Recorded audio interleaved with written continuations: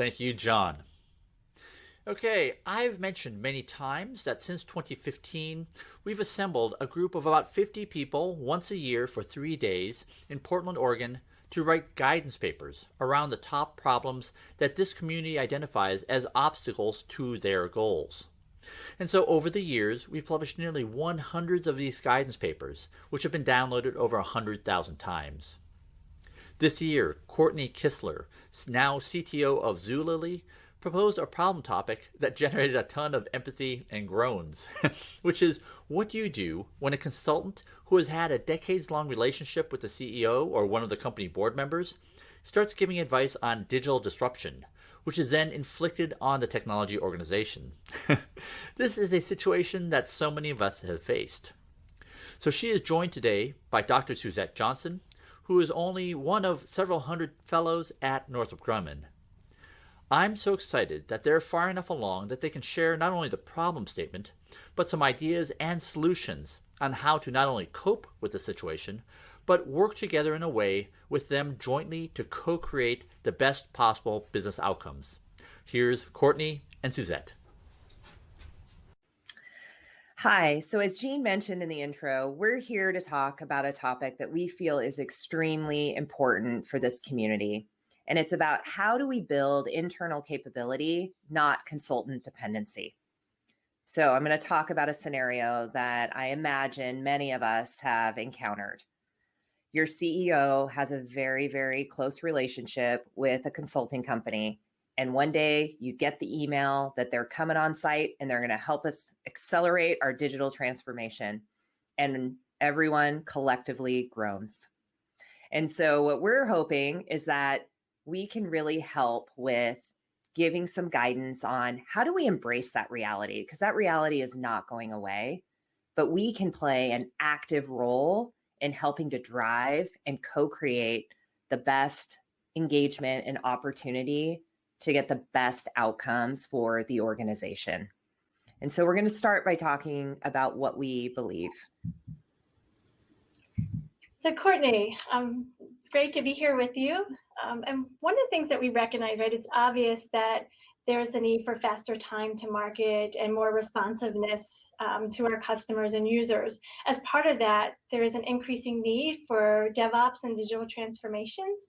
Can you tell us a little bit about who is driving your DevOps and digital transformation?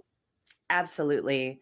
And I love this question that came out from Forbes, because really, I think a lot of us have faced that COVID-19 has really accelerated our digital transformation.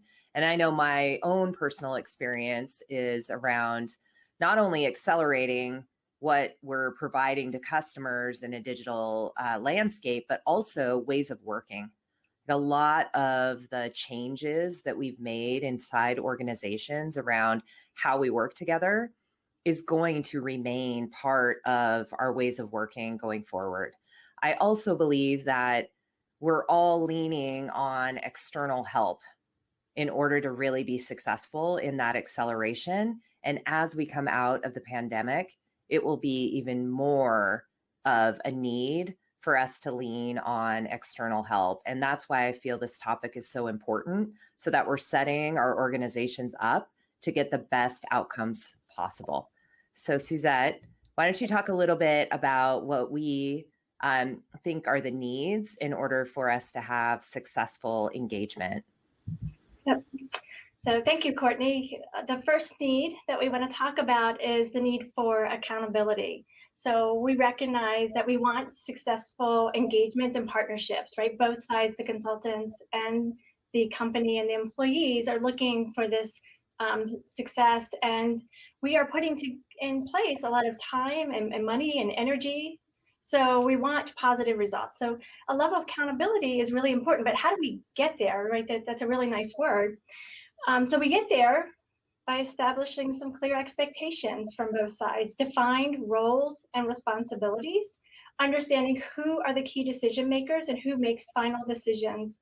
What is the opportunity for the collaboration? How do we collaborate regularly?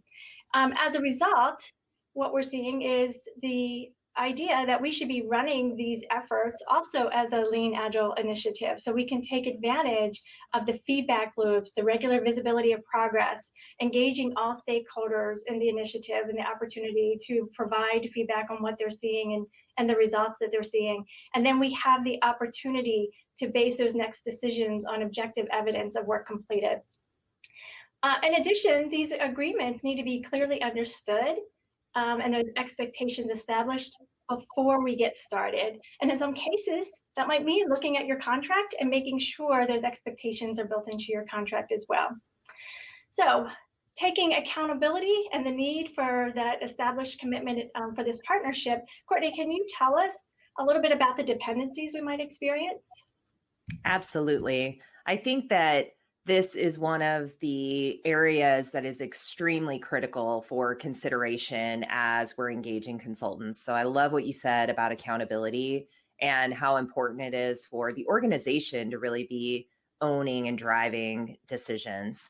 And so within this dependency landscape, making sure it's critical, or that you understand how critical is this new capability to your business outcomes.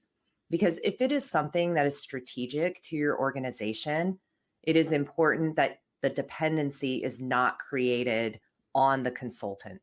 It really needs to become an internal capability.